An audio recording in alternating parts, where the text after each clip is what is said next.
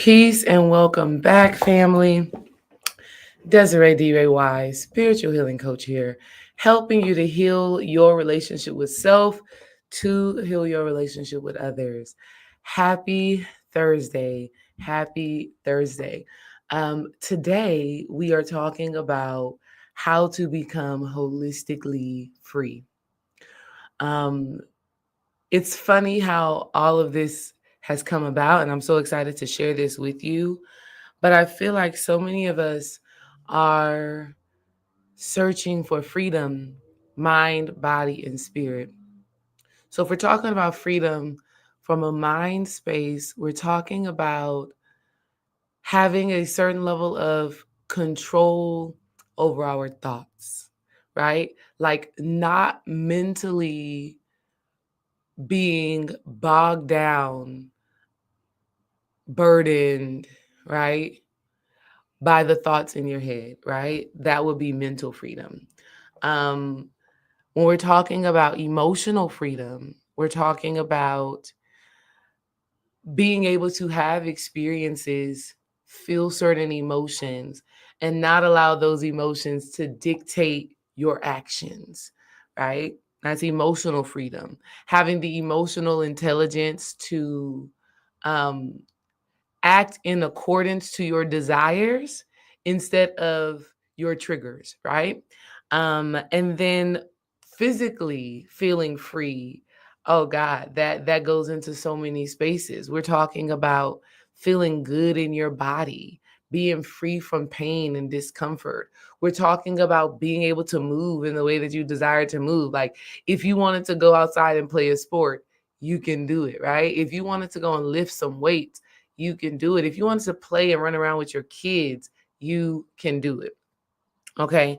And so this topic of freedom is so important because I feel like it's something that everybody is always wanting to experience, right? What does it mean to be free? What does it mean to be independent? What does it really mean to be a sovereign being, right? And so that's what we're going to chat about today. Um, yeah. And I think this is truly the gift of the Pisces new moon. Okay, we got a Pisces new moon that is happening today. I so love that. I feel like ever since I started going live pretty consistently, right? Pretty consistently, kind of consistently on these Thursdays, um, there's always some sort of planetary alignment happening at the same time, whether it's a day before, 2 days, 3 days, or the day of, there's always like a resonance that is happening right there in that energy. So I love that. And I thank y'all for being here with me. Go ahead and like the video because I have some good stuff that we have to get into, some very specific channels and downloads. Okay. So let's go ahead and talk about freedom before I talk about this Pisces new moon, okay?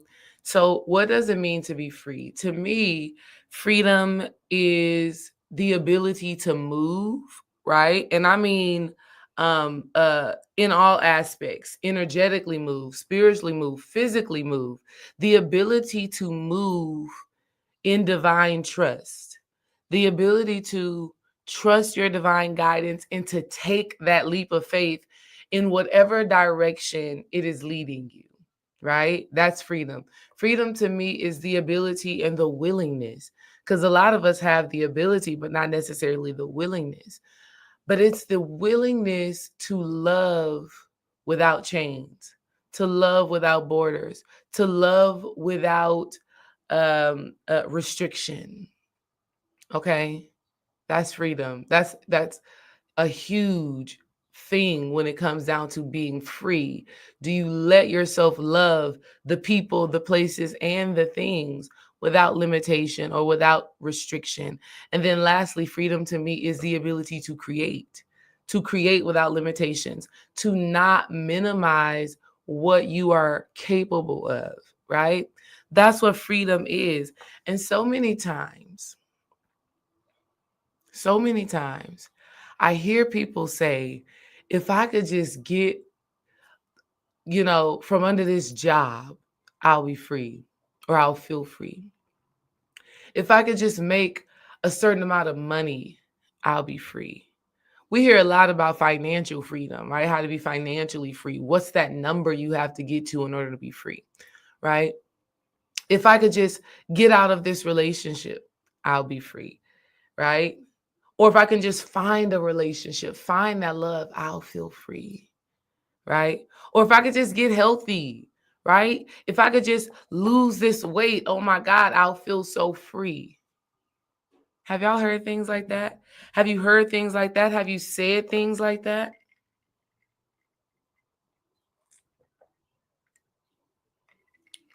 Man, it's a real thing. Feeling like it's the job, it's the health, it's the relationship, it's all the things in your external reality that will create a sense of freedom. And I want to tell y'all that freedom doesn't lie, or freedom cannot be found in anything outside of yourself. You'll leave the job, get another job, and still feel burdened and enslaved. You'll leave the relationship, find a new relationship, and still feel restricted. You'll work on your health, eat better, start working out, and then create something else that will make you feel in bondage. And for that fact alone, we know that freedom has to come from somewhere else. Wow.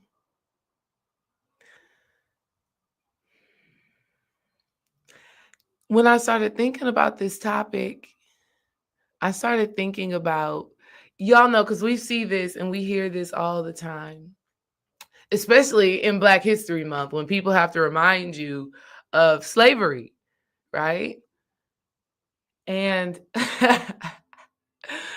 and people always talk about how Harriet Tubman, going to all of these people trying to set them free. And though she was giving them access to quote unquote freedom, they wanted to stay enslaved. Though she was telling them, this is the way, this is how, this is what freedom is, this is what sovereignty is, this is how you can be in control of your own life and no longer be the property of another man. Even though she was telling these quote unquote these slaves this, they didn't want to leave. They felt they were enslaved mentally, which disabled them from being able to see opportunities in front of them. So I just think that's so funny. Another thing that's so funny, right? My niece had she had a Black History program yesterday. We didn't get to go because I have volleyball practice. And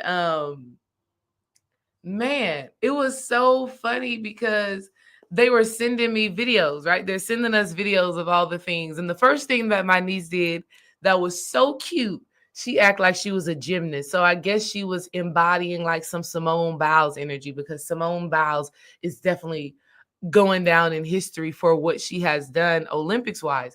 So my niece has on her United States of America gymnast outfit, and she raises her hands up and she walks like a gymnast and she does a cartwheel.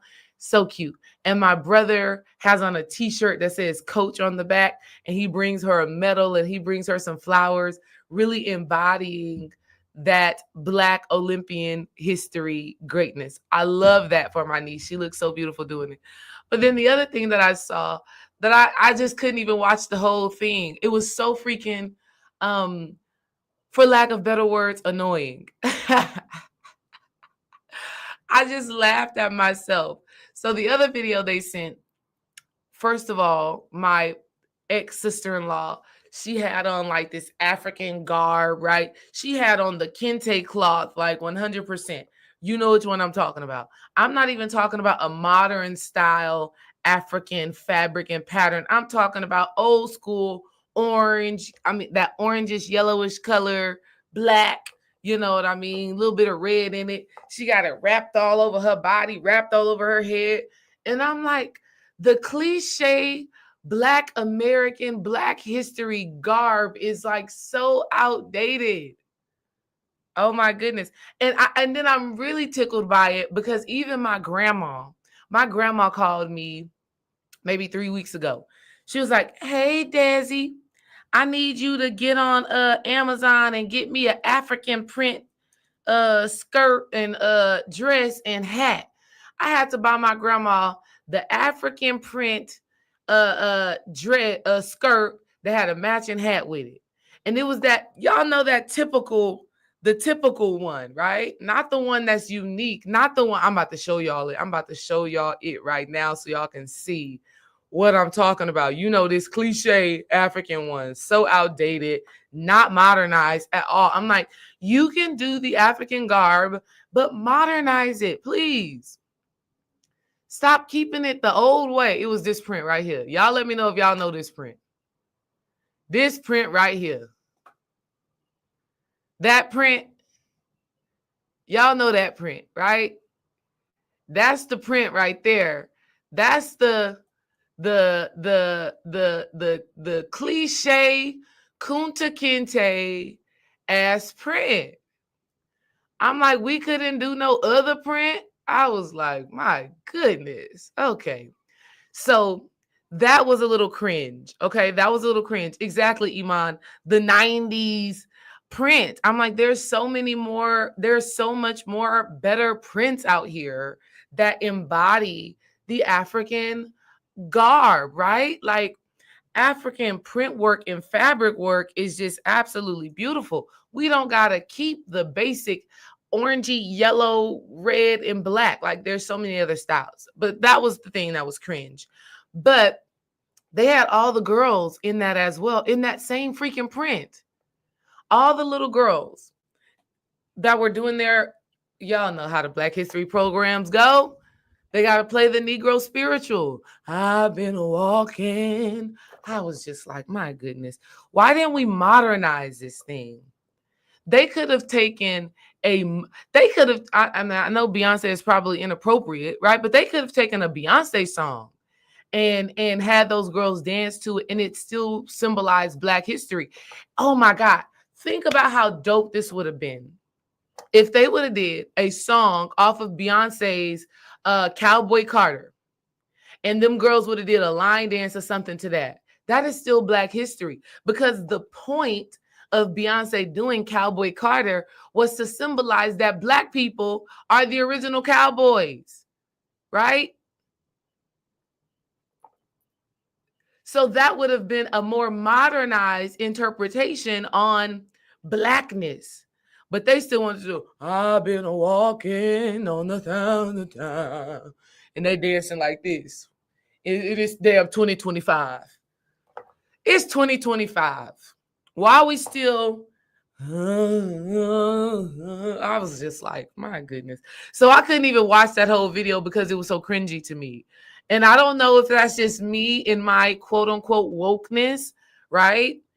I don't know. But to me, I was just like, we could have done something better. Okay. We could have done something better that was that was giving more vibrancy, more liveliness. Like, I just could not just I just couldn't. I just couldn't, right? So okay, I don't even know how I got there. Okay, I don't even know how I got there. I don't even know how I got to telling y'all about that Black History. Oh, I know how, right? So people can still be enslaved, enslavement, or not being free. I don't even want to talk about enslavement, right?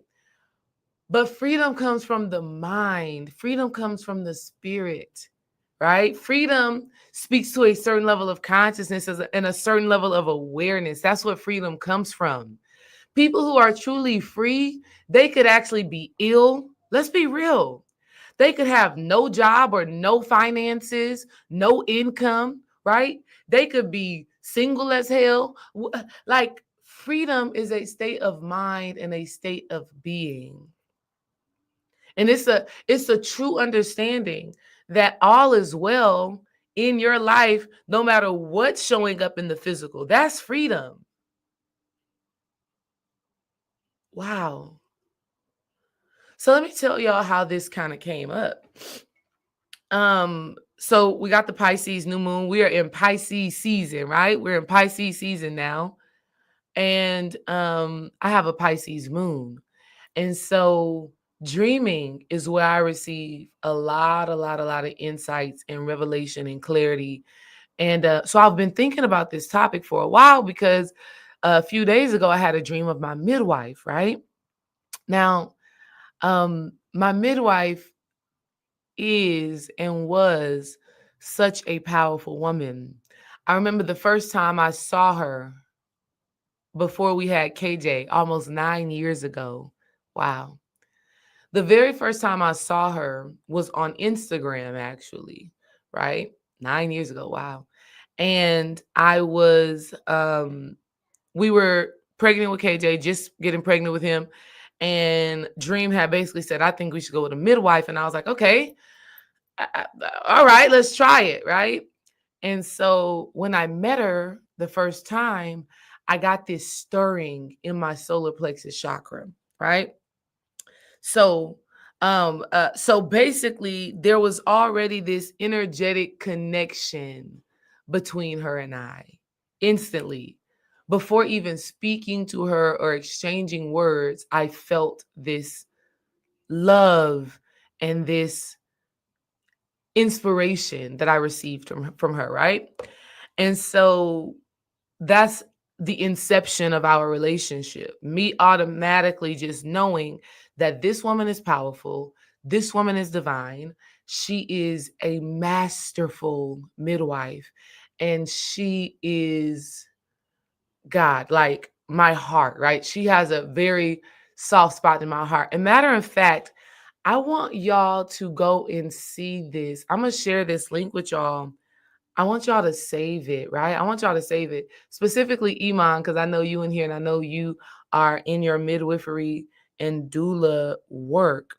But we did an interview together. I want y'all to see her. We did an interview together. Oh man, look at this. So good. We did an interview together, her and I and one of my former coworkers. We did an interview together with her talking about our birth story because, oh my God, this is so good. So I just dropped the link. Iman, you specifically, and anybody who's interested in birth work, anybody that's a doula, anybody that is interested in natural births, save that link so you can check it out. But this was so good. So this was actually when Kara was born. So we had already had one baby with Afua, KJ. And then we were pregnant with our second baby, Kara. And my homeboy, Coach Dyke, we worked together when I was teaching in a high school. His best friend was also pregnant and she was going with Afua. And so when we recognized that we had that connection, we started working together. We actually did a podcast together while we were both pregnant. I was actually my due date was like December 19th or something like that, right? December something was my due date. And her due date was someday in January. But we were pregnant at the same time. We did this podcast together. We're both big and we're just talking. And so my due date comes and goes. Her due date, actually, her baby comes early. I believe her baby came a little bit early. Cara came late. But funny enough, our babies came on the same day, right? Her son was born at 6 a.m. on January 6th. Our daughter, Cara, was born at 6 p.m., January 6th. So the young lady in the interview that I just posted, me and her both delivered our babies on the same day with Afua 12 hours apart. Divine. Divine. Okay. Absolutely divine, right? That was a little side note. But, anyways, so Afua, upon meeting her, we just had a natural love and connection, right? I want to say a year after Kara was born, Afua had called us over to her house, right? She had called all of her favorite clients that have love for her. She called us over to her house. She said, "Come over to my house. I want to talk to y'all." We get to her house and she reveals to us that she has cancer. And I kind of already knew that she did because she was losing a lot of weight. And even though she was losing a lot of weight, she was looking beautiful, right? She was looking absolutely beautiful as she was losing the weight, because we had always known Afua to be Big Mama, right? The great mother. She always had weight on her breast, her around her waist, her legs. She was always a bigger woman, the mammy in a sense. And so she had lost a lot of weight. And so she called us over and she said that's what was happening. And when I'm thinking from a spiritual perspective, I'm like, okay, Afua, if this is happening, that means there is something eating you from the inside out. Now, you would think that it was something, well, y'all have a certain level of consciousness and awareness, so we know and understand that this has to be something mentally, spiritually, emotionally. And what we always knew about Afua is that she had a disdain, she had a vengeance, she had a frustration with her children's father. And we always talked about it because this is so deep. We always talked about it because she loved Dream and I's relationship, how close we were, how in love we were and are. She just admired our relationship. And she would tell us straight up, she was just like, y'all have something special. And she would tell us how she never got that from her children's father, even though they have 4 kids together.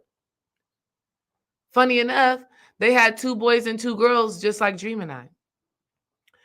But she never got that love from him. He never put a ring on it. He never took the relationship to the next level, even though they were having children together. And so she had this deep resentment for him, this frustration for him. And knowing Afua's story, I could feel and I could sense, just based off of who I am and the work that I do, that that same longing was something that was manifested or created, because I feel like she had a longing for her father. I remember seeing a picture one day of her father looking like he was in the military or something. So I feel like he probably wasn't around as a young girl needs their father to be around in order for them to feel loved and supported, and not feel like there's a void inside of them that they're trying to go and fill from the men around them. Thank you. Wow. I have to take a moment right there and just say, thank you to my love, my husband, my partner, Dream, right? Because I too was that little girl like Afua who was needing that love and that wholeness and that masculine presence, right? That masculine support, that masculine provision, that masculine uh uh container, right? Um I'm grateful because through our relationship I've been able to heal the father wound. Here's the thing. If you are not willing to do the introspective work, the internal work, you may have a person that is there, right? Like Afua. She had a man, but because he didn't take those next steps for whatever reason, that void was left there. That void was never filled, right? Until the end of her life. Let me say that. So I had to decide, okay, I'm not going to solely rely on Dream to feel this hurt that is inside of me. I got to do it myself.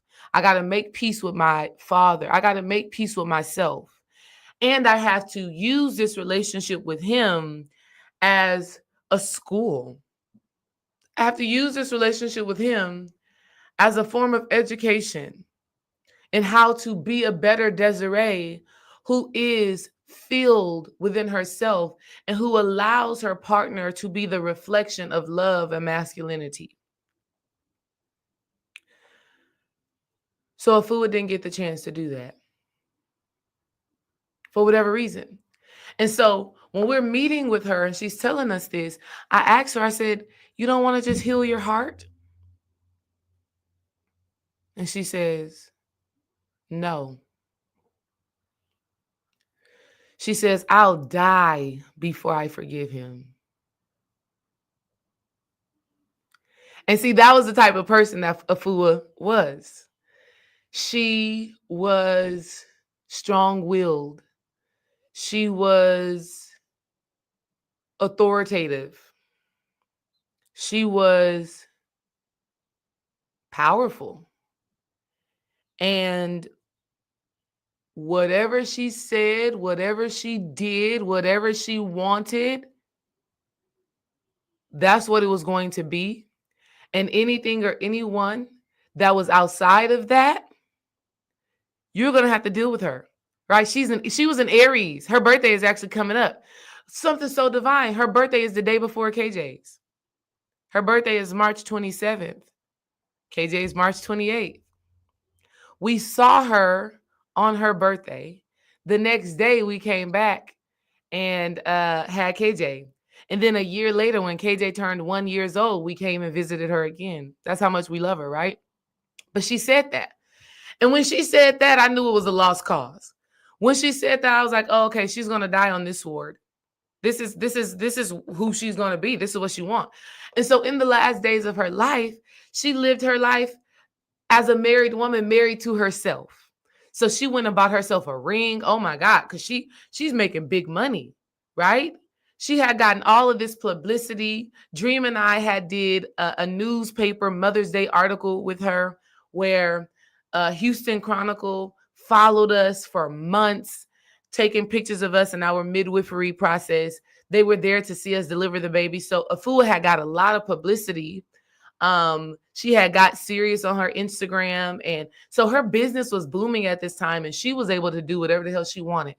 So at the end of her life, she bought the car that she always wanted. She put a ring on her own finger. She ate how she wanted to eat. She was just beautiful and glowing. But she had accepted the fact that she was going to die from this disease, and she was not going to do the mental and emotional work to become free. And so I dreamt about Afua a little while after she died. A little while after she died, funny enough, she died on Mother's Day a few years back. The sister is powerful. This is what I want y'all to know and understand. We are so powerful beyond measure, but we are still having a human incarnation. Oh my God.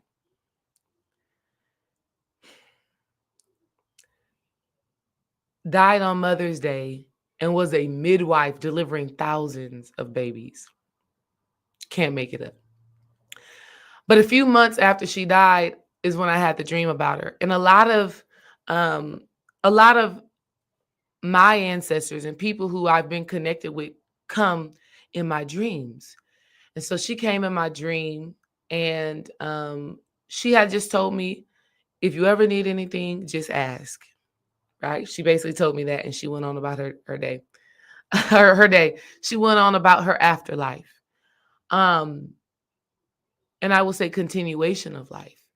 And it's been years since I've seen Afua in my dreams. But guess what? She came back a few days ago. And this time, she was sitting in the chair. She just popped in. First of all, she just popped in, right? I was at my house or somebody's house, and she just popped in, and she's sitting on a chair looking comfortable, and she's just smiling. And I go and I just give her a big hug. I just go and I give her a big hug. And she tells me some things. And when I see her smiling, I just knew in my spirit that she had become free.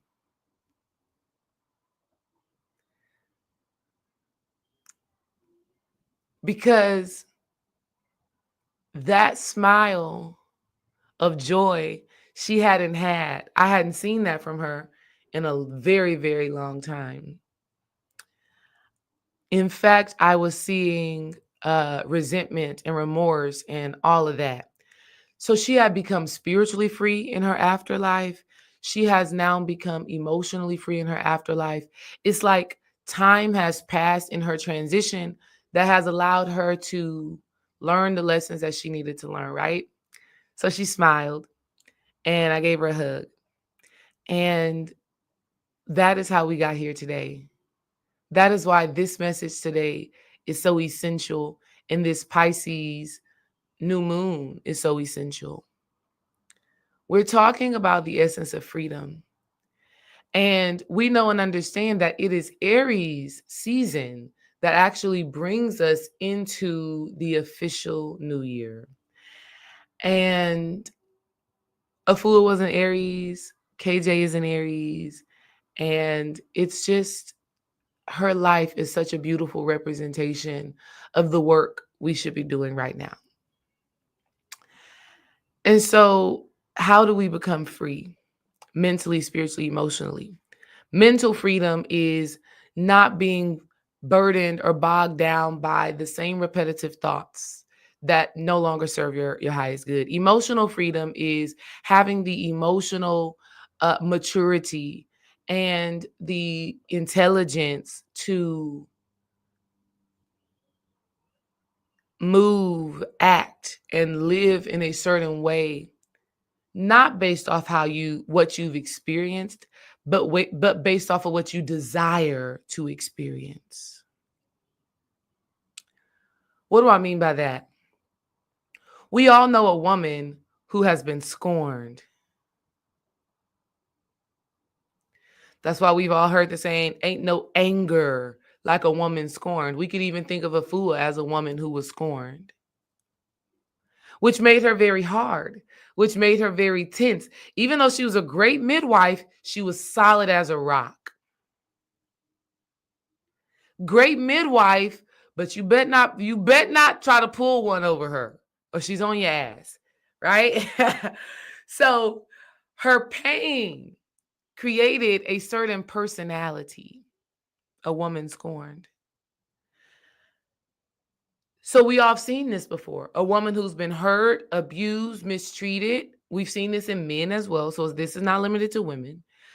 But we've seen how their trauma has impacted who they are and how they show up. Emotional freedom is saying, this happened to me, and it created this level of emotion. But instead of allowing that experience to mold me into a person that I do not like, I'm going to allow this to be a lesson and a blessing and an opportunity for my growth. That is emotional freedom. And so when we have mental freedom and emotional freedom, we have spiritual freedom. And my good sis Afua has become spiritually free. Wow. So how do we do it? This is where, and I'm so freaking grateful, right? I'm so freaking grateful. I'm so freaking grateful because this is where I come through to be a transducer, of that transmission. This is where I come through to be like a radio, right? Where I receive these frequencies from the collective or from the astral, from the God mind, right? And I'm able to sift and sort through it through my own frequency, my own channel, and then put it out. So I'm so grateful for that, right? So here are the three things. Here are the three things. Here are the three things that are essential in becoming free. Okay? Three things. Thing number one. I want to write because I love to write, but I hope writing this stuff down doesn't like ruin the live stream. Because Dream says he thinks that when I write on the board, that's when it starts to act funny. So hopefully, and it's so white. Maybe it's the white on the white is given angelic. Okay. The white on the white is given purity. All right. So number one, y'all can't even see that. It's so bright. Okay, scrap that. I wanted to do that, but it's so bright. The white and the light is just too bright. Okay. So number one, the first step in becoming free is going to be this. Actually, I'm going to have y'all guess. It starts with an F It starts with an F. And I gave y'all a little hint. I gave y'all a little hint when I told y'all about a fool's story.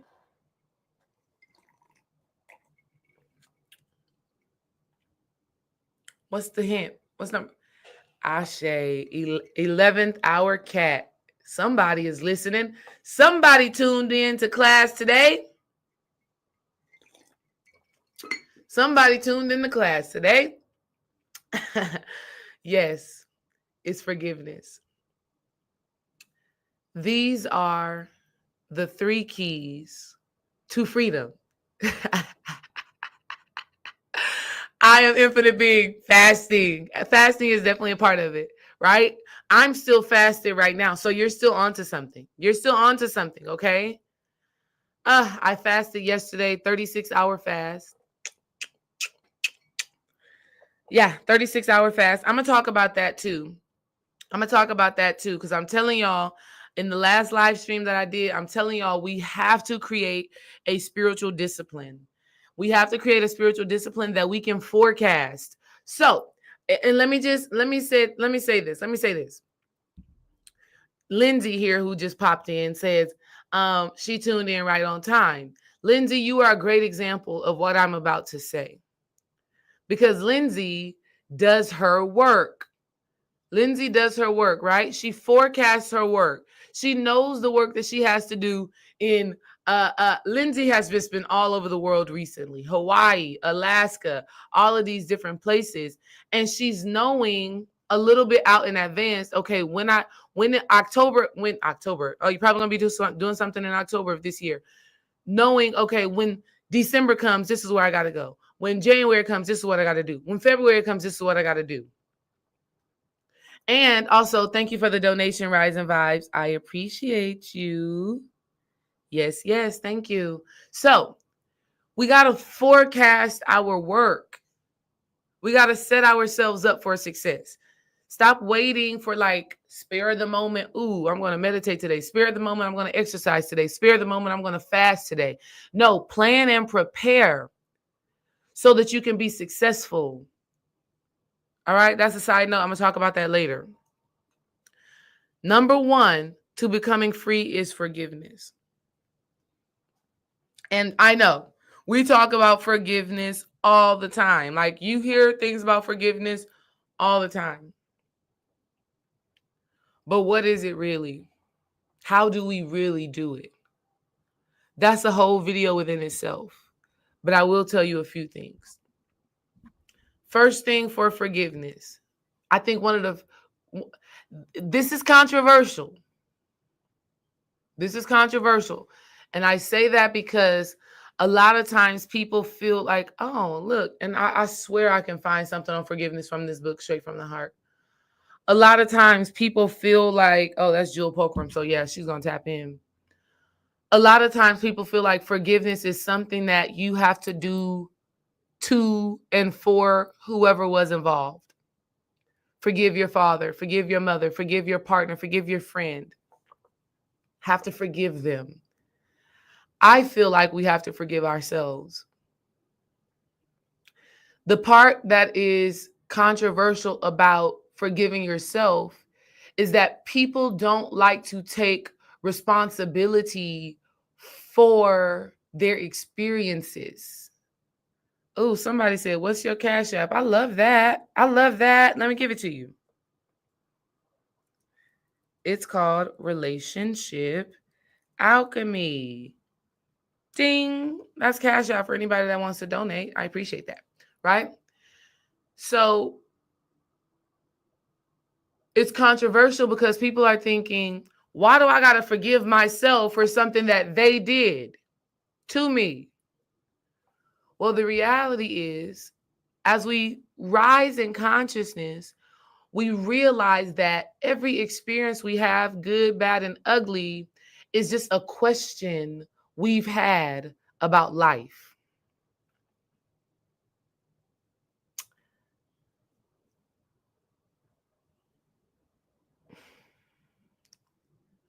Okay. Sometimes dream tells me I be like too deep, right? Y'all can let me know if it's too deep, right? Please let me know. Because I want to get better, right? And dream be like, sometimes you be going too deep, you got to pull it back. And I feel like that statement that I just made was probably one of those statements that are too deep. So y'all let me know. Okay. But I'm always going to break it down for you. So I'm always going to give you example after example. Okay. Here's what I mean. When my father decided to divorce my mother, right? Or they divorced each other. I don't know if he divorced her. Let me not say that because she probably wanted to drop him. I don't know. When my father and my mother separated and their relationship was tumultuous, argumentative, combative, abusive,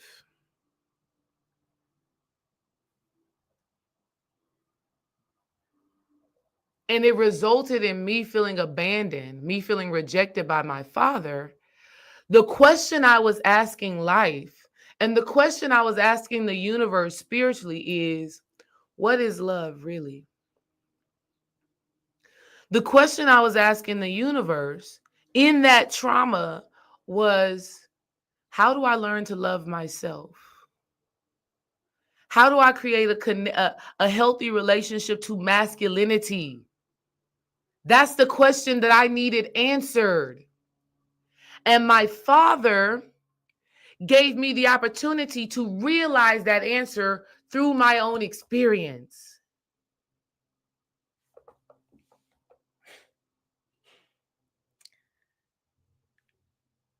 So I forgive myself. And in forgiving myself, I forgive him. Because I know he didn't just say, oh, I'm about to make my baby feel like she ain't loved. I'm going to make my baby feel like my daddy literally just texted me right now. Talking about he want to go to the rodeo. My daddy loves me. My daddy adores me. I'm his only daughter. I'm his only daughter. He loves me. You know what? I think he probably loved my little Cara more. Okay. Now, Cara, I got to say this. Cara, listen, my daughter, I know he has such, she just lights up his life. And I know why. Oh God, come on, spirit. The way he is with my daughter right now, Cara, she looks like me. She acts like me. She is me. She's the spitting image of me, even though she does have like dreams eyes, but she's the spitting image of me. Everything about her personality wise, emotion wise, she is me. So my dad's adoration for her is based off of what he couldn't do for me because he was in a tumultuous relationship with my mother. That's a fact. I look at how my dad totally melts with Cara. He melts with her the way a father is supposed to melt with their daughter. The way a father is supposed to absolutely adore their daughter and hold her up like the princess that she is. My father does that to Cara. And I will tell you, at first it made me a little bit uncomfortable. I was just like, damn, this nigga here, she just cheapaw. And anything she wants, she can get from my dad. But I know where that comes from. I know what that is. I know that because him and my mother were fighting and arguing and all of that, and I know my daddy's personality. My dad is an unconfrontational person. If it's going to be a fight, if it's going to be an argument, he not coming. He not doing it. He not showing up. He's just now got to the level of emotional maturity. Come on, spirit. He's just now got to the level of emotional freedom where he is comfortable being around my mother. I'm 32 years old. And he's just now like, yeah, I'm going to show up to the party. I know your mama going to be there. We're going to be all right. We can do it now. In about, I'm going to say 29 years, In 29 years of me being on this earth, my father has avoided being in the same room with my mother. So I was asking the question from the universe, from God. I was saying, teach me how to love myself apart from a masculine figure being in my life. Teach me how to have healthy masculinity within myself. And I'm still learning that lesson. Okay, I'm still learning the lesson of healthy masculinity within myself, as myself, manifesting through me. So when it comes down to forgiveness, this is about us asking, what was this experience here to teach me? And how can I own that experience instead of the experience owning me? How can I have gratitude for the experience instead of having resentment and disdain for the experience? Because the more we have resentment, disdain, frustration, and vengeance, and all of the emotions that we've all experienced before, the more we get locked up, locked down in that, and therefore we are not free. First of all, shout out to, I got 2 donations here. Q Spin. Oh, hey Q. Q, girl, you clearly love me and I love you. Thank you for the donation. Oh my God. $100. That's love. That's real. Shout out to you, Cynthia. Thank you for the donation. I appreciate that. I love y'all. And I'm glad that y'all are here. Thank y'all for being here with me. Okay.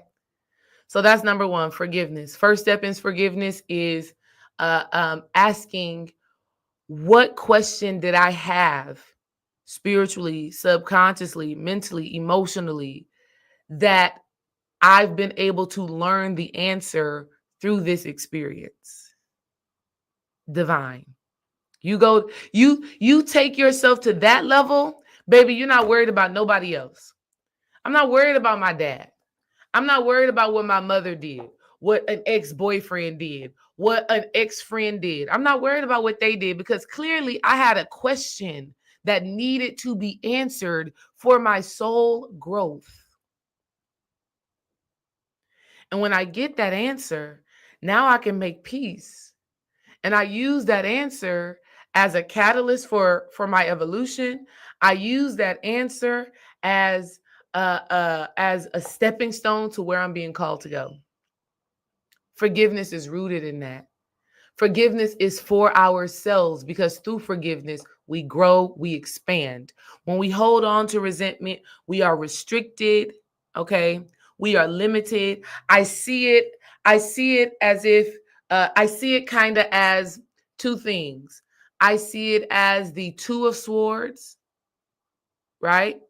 In the tarot, where she has the swords like this and her eyes are covered. Meaning, when we don't forgive, it's because we have a lack of awareness, which means we are not conscious of the gift that an experience is giving us.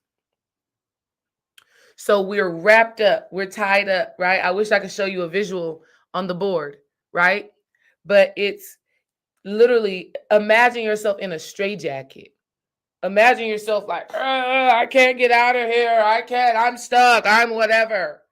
That's the lack of forgiveness. And so when we forgive, we release, we open up, and we allow new things to enter into our lives. This is a key to freedom. Okay, we want to know number 2. Put a 2 in the comments if y'all want to know number 2, the second key to freedom.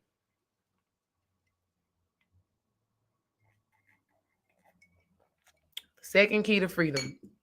And it's a good one. And it's a good one. Put a 2. Okay, I'm seeing some 2s come through. Yes, yes, yes. The second key to freedom is facing your demons. Ooh, I'm going to put that in the comments. Face your demons. You got to look them some of my guns in the face. Wow. Okay.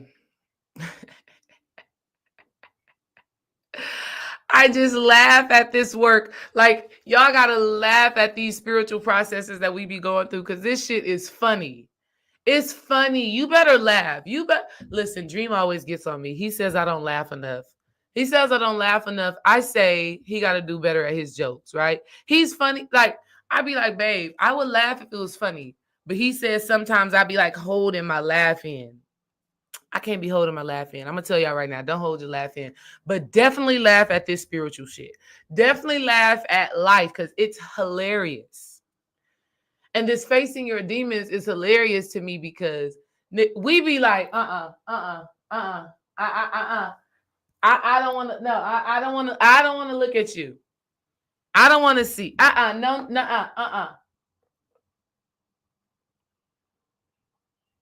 Funny, hilarious. You want to know why it's so funny? I love it so much because once you face a demon, it dissipates. Huh? Like what? Yes. I'll tell y'all this dream I had years ago, which helped me to understand this. And I still have to remain conscious of this. That's why I'm reminding y'all because we've heard this before. Face your demons, face your demons. Go at them head on, right? We've heard this before so much, right? But it's levels to these demons, right? They say new level, new devil. I remember I had a dream right when I first started getting into astral traveling. And I wasn't even into astral traveling like, I just want to travel in my dreams. Like, no, it was happening to me naturally where I was, and is that astral travel? No, I'm wrong. It's not astral travel. It's lucid dreaming. That's what I wanted to say. So I wasn't even lucid dreaming on purpose, right? It was just, I was just waking up in the dream. I was just realizing I was asleep. I was just realizing something wasn't making sense. And so I was having this repetitive dream of this dark energy in my dream. And at first I was running away from it, or I was resisting it, or I was like, no, no, no. I'm like fighting in my dreams. I didn't want to see it. I didn't want to deal with it. Like who wants to look into the darkness? Right? And so I had been doing some reading, some spiritual work or whatever. And my spirit just said, just face it, right? Like stop running away because that's why it keeps coming back. And so I remember I was sleeping and I remember this energy entering into my dream. And I remember I just kind of like, I feel like I kind of woke up in the dream and I was just kind of like, leave me alone. And it went away. And let me tell you how layered that is spiritually. Because what I had realized, this is so good. What I had realized was that specific energy that we can call demon, that specific energy was a belief that was connected to my sexual trauma.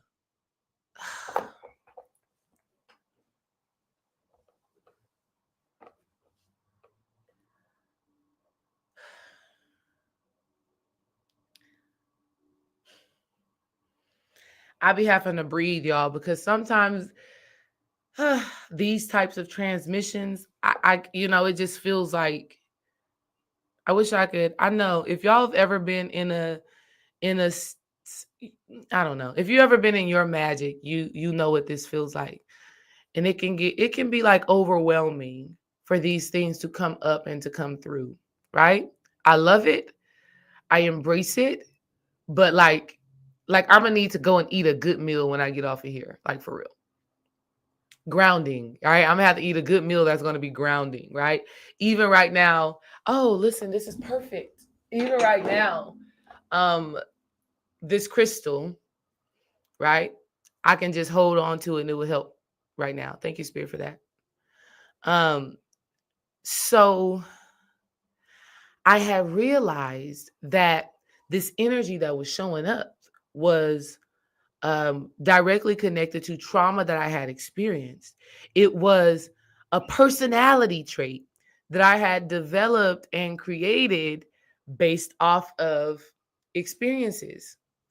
And that's what this dark side, shadow side, demonic side actually is, right? That's why I heard Bashar say this. Dream had played this on his Motion Monday video that he did, where Bashar said, face your demon is giving you the essence of it right there. It's yours. Meaning it was created through your psyche, through your unconscious. But of course, in traditional religious beliefs and backgrounds, we're taught that those things don't belong to us. Those things are not connected to us. Those things are an attack on us from some outside force. And so the more we think about it that way, the harder it is for us to actually release it. Not knowing and understanding when we're asking God, release me from this demon or release me from this challenge, release. And I want to be clear. I want to be very clear right now with y'all. Okay. This energy that is called demon, and it's so hard to talk about it's hard to talk about these things because it's so nuanced. There's so much that goes into it, right? But these things that we call a demon is not some negative energy that is out there just to steal, kill, and destroy you. It's not sent from something outside of you. This energy is an archetype. This energy is a thought form. This energy is a thought process. It's a belief. It's a habit. It's an emotion that has been created based off of a traumatic experience you've had.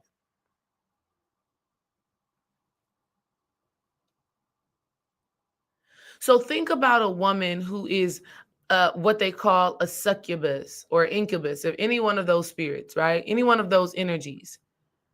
That spirit is being embodied and manifested, maybe because that woman was abused as a child. Do we understand? Maybe that boy or that man who is dealing with a succubus or an incubus spirit, which people call demons, right? Maybe they're dealing with that because when they were a child, they were molested. Do we understand? Now, this conversation is getting very deep, okay? Let me spray some Ganesha spray around here because it's getting deep, right? It's getting deep, but I want y'all to understand where actual freedom comes from. It's getting deep, so I gotta clear the space with some Ganesha spray.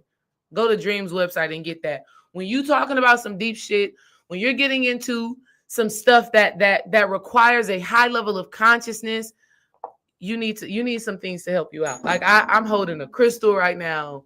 I got my Ganesha spray. I gotta clear the energy.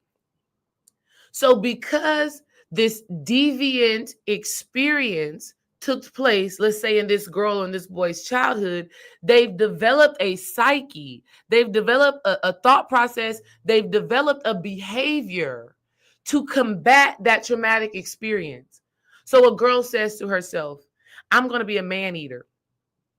A man says to himself, I'm going to be a womanizer. I'm going to, and they don't say it to themselves consciously like that until they do, because sometimes they do. But they just 11, can't make this up. Everybody put their 11. Look at my beautiful family. Look at that. I can't see him because the camera be acting funny, but that's my beautiful family right there. And it's 11. Drop your 11s in the chat. Drop your 11 in the chat. Beautiful. This is the start of a new beginning. I'm going to say that to y'all right now. This is the start of a new beginning.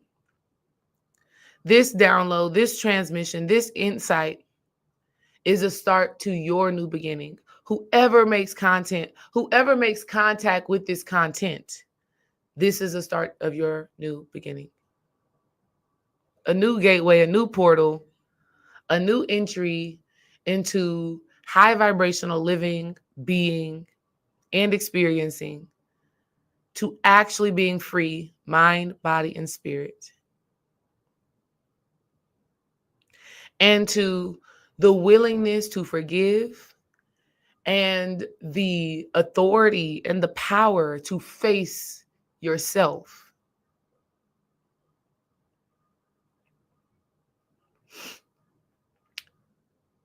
So,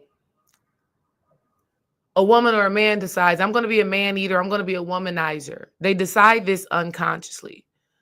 But they're making that decision because somewhere inside of them, they're saying, I'm never going to let that abuse happen again. In fact, the abused becomes the abuser.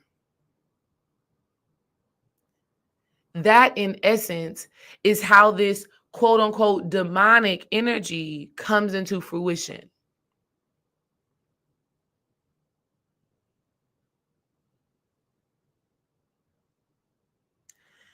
And so facing your demons looks like looking at the experience that has created this negative psyche. The id is what they call it, right?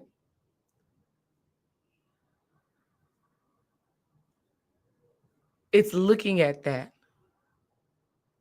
So for me, when I was battling in my dreams and I finally just looked at this thing and said, leave me alone. Shortly after that, I started to have revelations on how the sexual trauma that I experienced, how it created this personality, how it created this energy that was not really rooted in love, but rooted in fear. And right as I was like, all right, forget this.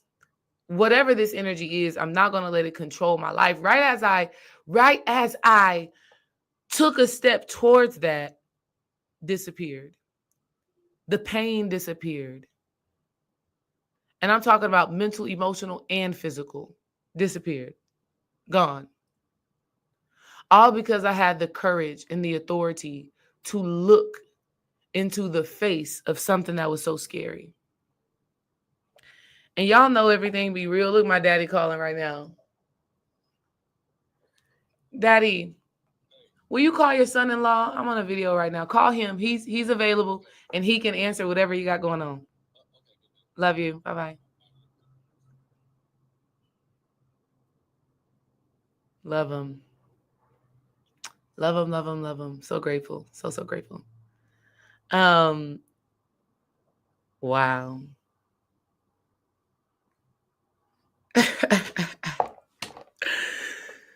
Wow. Man, I knew it was real. Yeah, I just told him to call his son-in-law and deal with your son-in-law, whatever you got to do. Told y'all he want to go to the rodeo in March. I knew it was real. I knew that we had did some alchemical transformation when it was my 30th birthday, and my dad came to my 30th birthday, and we all taking shots, right? We taking shots, we throwing them back, we enjoying ourselves. And my dad, he decides he wants to give a speech. And he gives a speech and he talks about how proud he is of me. So of course that brought me to tears. And I was just like, wow, thank you, Daddy. But what got even deeper, which brought Dream to tears and brought my dad to tears, was he had looked at Dream and he said, thank you so much for loving my daughter. He was like, I see you. I see the way you love her. I see the way you care for her. I see the way you lead. I see the way you, and he was just like, thank you for that. Like, again, it goes back to what I was just saying earlier.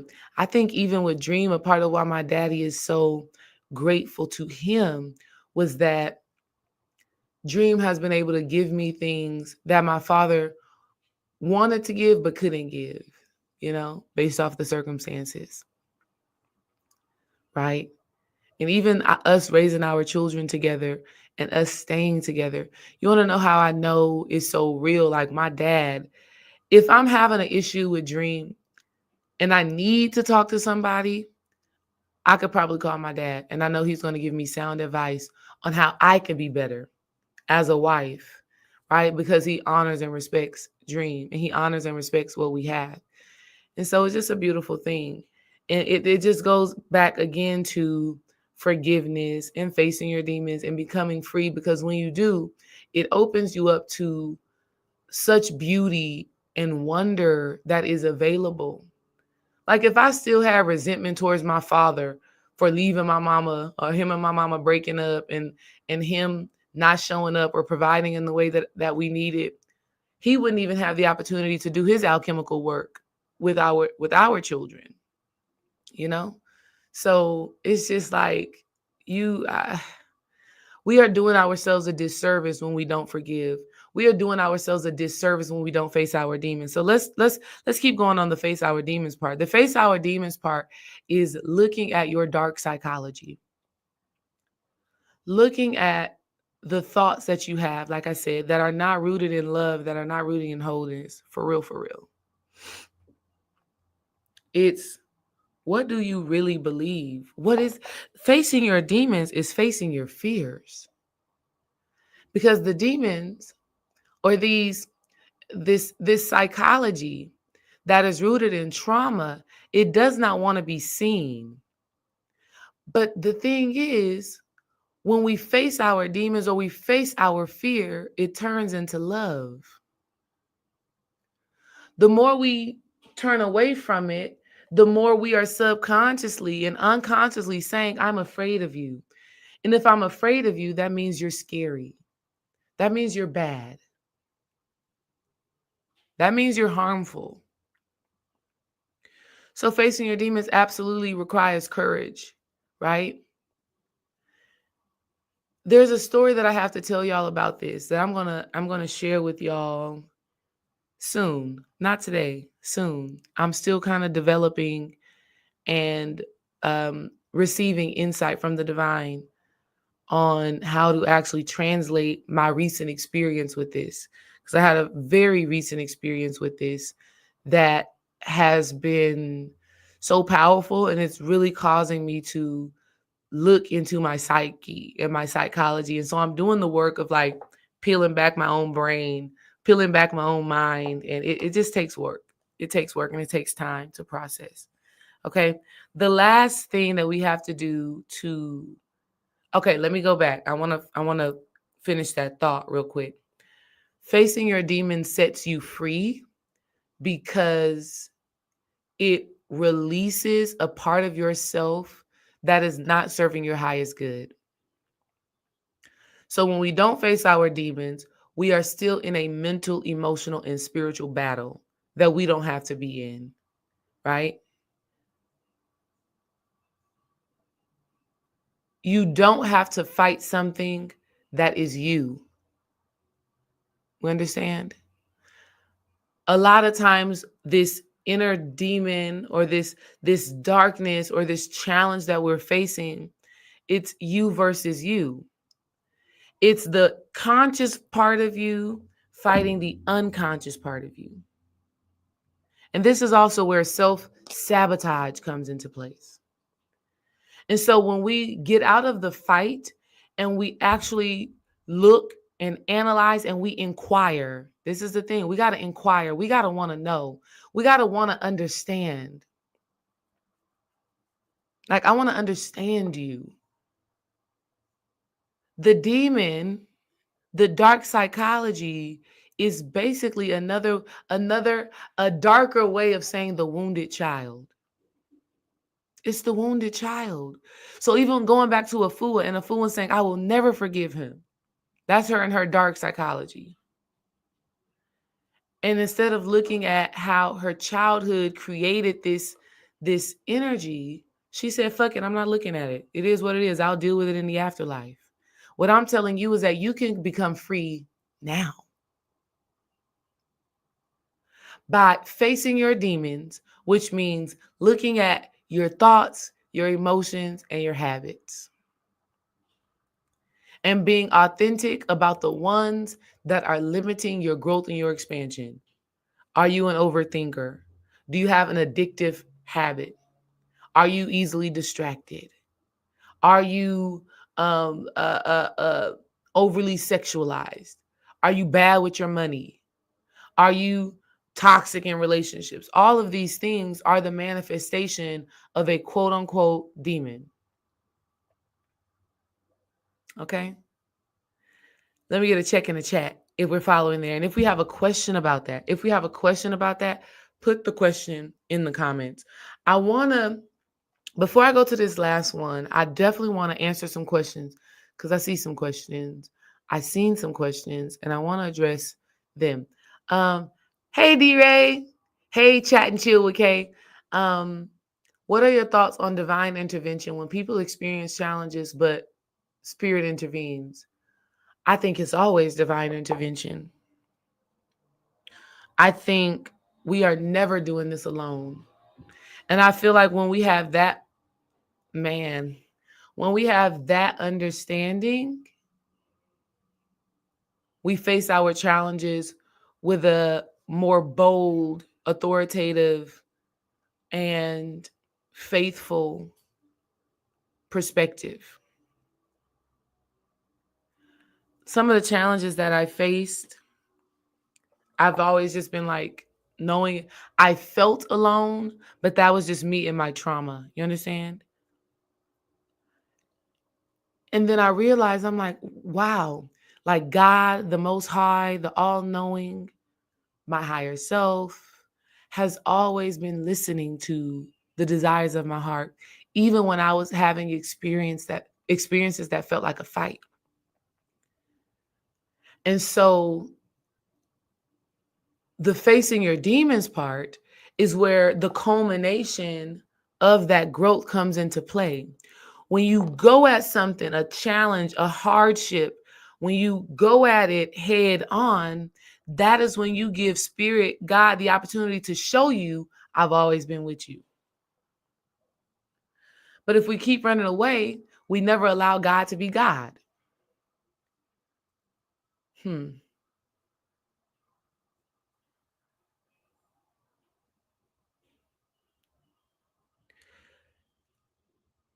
Facing the challenge head on shows you the power that you actually have. You will see that your essence standing before whatever this thing is instantly changes a thing. This is why they say you can move mountains. This is why Jesus said, as I've done all of these things, you can do more. Divine intervention is always at play. We have to allow it to be present. KC says, Peace family, does anyone know how I can learn more about the lunar phases on my own? Any books or resources will be fine. Thank you all so much. Huh. I always got to look over here. Let me see. I'm going to think about the moon. I actually don't have any books on lunar cycles from what I see. But here's the greatest thing. KC, that sounds like a woman's name. You want to know what you could do to really learn about the moon cycles? Learn about your menstrual cycle, right? Pay attention to the ebbs and flow of your emotions. Start from the first day of your cycle. How are you feeling? What is going on? Da da da. Pay attention. Okay, once my cycle is done and I'm in that follicular phase and I'm leading up to my ovulation, how am I feeling energetically? Ovulation symbolizes the full moon. The start of your menstrual cycle symbolizes the new moon, right? Because when we're on our cycle, that's darkness, that's shedding. It's a new beginning happening, right? And even if your cycle doesn't align with the moon phases, you are having your own internal moon phase. Okay. So learn about the moons by learning about yourself. Oh, so good. So, so good. Oh my God, babe. Oh my goodness. Okay. This is a little TMI. This may be a little bit of TMI. What do we have right? See, my cycle has flipped now that I think about it because we actually have a new moon in Pisces today. And I know this may be TMI, but it's just good for us women to know and understand, okay? I am in my ovulation window. So that's how it be sometimes, right? And okay, and there's an app. There's an app for any of the ladies that are interested in this. There's an app called Stardust. It does cost, okay? It does cost. But it will tell you what type of phase you are in. Okay? It will tell you what type of moon person you are. Let me see if I can find it. Because it told me, okay, a new moon brings in, what moon am I right now? Okay, I can't find it. It's too much. But Stardust is a good app for women who want to understand the moon cycles and how it corresponds with your cycle, right? It's a new moon, and I'm like, dream, stay away from me. Don't touch me. Don't even hug me. Don't even look at me. Don't even look at me, sir. That's where I'm at right now, if you know what I mean. Um, but I think that would be some beautiful work for you to do that would actually give you even deeper clarity, and will support you in finding a book. I don't know what book, right? But this can support you in your study, looking at your own cycle. Okay.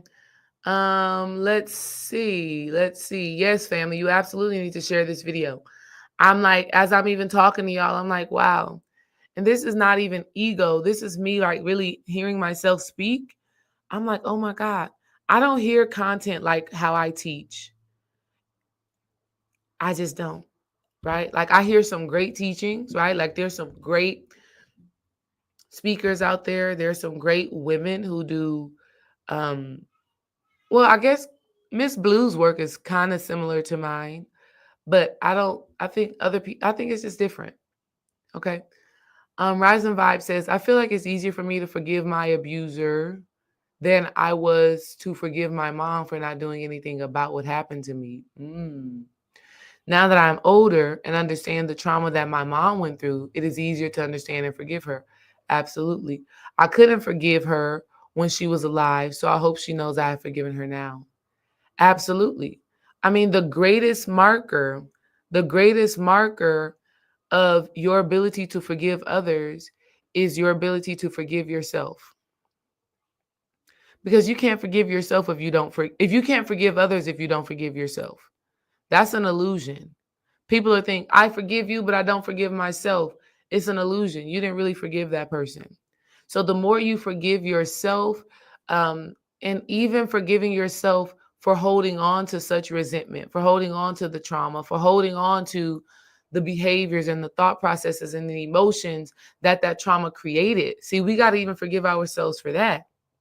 There's some things that I've done that I haven't been proud of that I know are a direct correspondence to trauma, right? And as I heal the trauma, I'm able to forgive. And I'm able to give myself grace because I'm like, that wasn't me. That wasn't me that did this, that, and this. That was the person that was hurt. That was the dark psychology. That was the wounded child. That was all of that. So, rising vibes in terms of your mother, that wasn't her that didn't stand up for you. That wasn't her that didn't show up for you. That was the part of her that didn't know how to do that. That was the part of her that didn't feel like she needed to do that based off of how her trauma shaped her psychology. And it's things like this that we have to understand. Mind change. It used to come on a full moon, but now it comes on a new moon. Aw. So you're directly in alignment with that. Okay. The last thing, my family, my people, the last thing that um is essential in order to become free. I think I'm gonna make a mini version of this video because I know people don't be having the sustainability to watch the hour and some change, right? I'm gonna make a mini version of this, or maybe I'll have like something like cut it and make this into like 10 minutes because people be needing that 10-minute get in, get out, right? But the last thing is flow. Flow. So key to free. I'm gonna write this in the comments. So freedom equals forgiveness,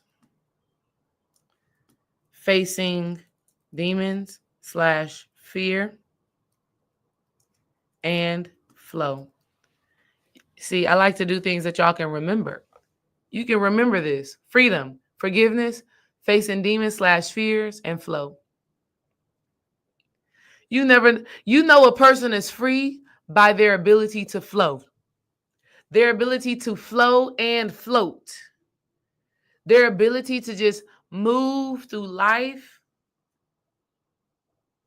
unrestricted, unlimited, in a state of ease, in a state of grace. They flow. Flow really is about trusting the process of life. It's about trusting the process of life. And it's also about flowing within your disciplines and within your structures. Flow is about recognizing when things need to change. Flow is about serenity. Flow is about serenity. Flow is about, I understand what I cannot change and I will let it flow. Let it flow. Let it flow. Let it flow. Let it flow. I think I can do Tony good. Y'all know me and Tony Braxton got the same birthday. Everything's gonna work out right, you know. Yeah, me and Tony, we got the same birthday. So flow, right? Because control is the opposite of flow, which that was one of the things that I wanted to share with my midwife when she was alive. I was like, Afua, you can't control everything. She understood that in the nature of birth. She understood that in birth work, like shit, you don't control shit. You better just let it flow. But unlike her regular life, she was just like, gotta be like this, gotta be like that, you know? Flow. So flow is like looking at different parts of your life and just being like, all right, I can't control that. Right? Like for me, I'm learning to flow when it comes to my children for sure. And I'm like looking at different aspects of their personalities. I'm like, I cannot try to control their personality. I can give them insight, I can give them wisdom, and I can educate them. But there are some aspects of their nature that I have to just release and just say, God, you know, this is who they came here to be. All right. What I can support them with, I will support them with. Right. And I will help them to nurture those aspects of themselves. But I got to let it flow. But flow is also looking at your life and saying, like, okay, I can change this. I can change this. I can take action towards this. I'm going to flow with this new direction the divine is calling me towards. Wow, that's freedom. See, a lot of times we don't set ourselves free because we're so attached to a limited perspective of who we think we are and what we think we're supposed to do and whatever. And that attachment is a blockage to freedom. Flow is like, okay, this is what life is handing me. I'm receiving these lemons right now. Let me make some damn lemonade.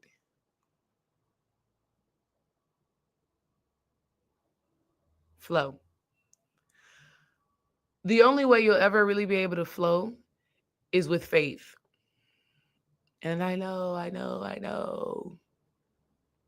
Faith is the evidence. No, faith is the substance of things hoped for, the evidence of things not seen. The substance of things hoped for. Break that down. Meaning, whatever it is that you're hoping for, you're desiring for, you're wanting, it is your faith that creates it. The substance. It is your faith that creates it.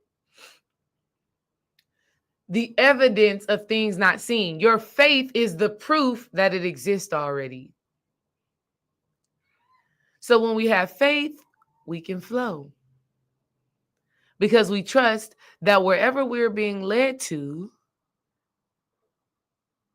it is creating and aligning us with our heart's desire and the desire that the divine has for us. That's what faith is. So I can flow because I know that I'm always being led to my greatest greatness, and that's freedom. And that's my message for y'all today on this Pisces new moon. Freedom is forgiveness, facing your fears, and learning how to flow.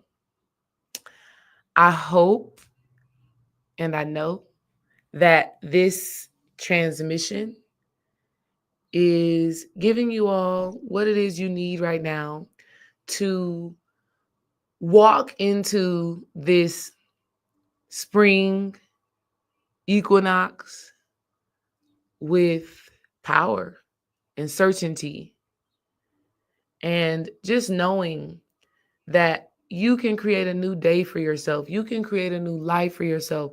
You can do, be, and have whatever it is you desire. If you're willing to forgive yourself and others, if you're willing to face the fears, the anxieties, the worry, if you're willing to flow and get out of the limited thinking, get out of the feeling. Flow is also changing your perspective on how you see yourself and what you're doing and who you're being. If you're willing to do that, forgive, face, flow, man, I believe that there's going to be, and I know that y'all are going to be coming back with new levels of consciousness, with new levels of understanding, with new levels of manifestation, with new levels of love. Hell, I know I am. Okay. So I love y'all. And then also next week, we're going to start the spring um, equinox readings. I do this every year where I allow you all to purchase a reading from me to give you insight on what work you need to be doing in this spring season, like how you need to be springing forward, the ways that you need to be shining, right? Maybe even a lot of times it does. A lot of times in these readings, we see, okay, you got to face this fear. You face this fear, you're going to unlock a new level. Or you got to release this. You got to forgive this so that you can tap into your new level. And so that's going to be happening. I'm going to open the cart for that on March 6th. That's next Thursday. And I'm going to have a powerful transmission for y'all on that day. I want y'all to come back, right? What they said on Friday, come back, right? That's what Craig told Smokey. He said, come back. I want y'all to come back next Thursday, March 6th. Come back next Thursday, March 6th, when the cart for the spring readings will open. I'm going to have a powerful transmission for y'all that is like next level. Spirit is already kind of stirring me up for it and already giving me insight for that next video. So I look forward to seeing y'all. Go ahead and, get that in your minds that the readings are coming, because listen, they fill up fast and it'd be a lot. All right. I'm already preparing my spirit for it. I'm doing spiritual exercises to prepare myself for this spring readings. And so stay tuned for that. I love and appreciate y'all on every level. Okay, on every level. And thank y'all. I'll be seeing y'all soon. Leave a comment. Leave a comment in this video on how it resonates. When people come to the videos, they be seeing them comments, and that's one of those things that draws them in. That's one of those things that be like, I need to listen to this. There's something about this. Okay. And so I look forward to talking to y'all soon. Peace and love. And thank you to everybody who donated. Thank you to everybody who showed up, liked the video, all the things. I'll talk to y'all later. Bye-bye.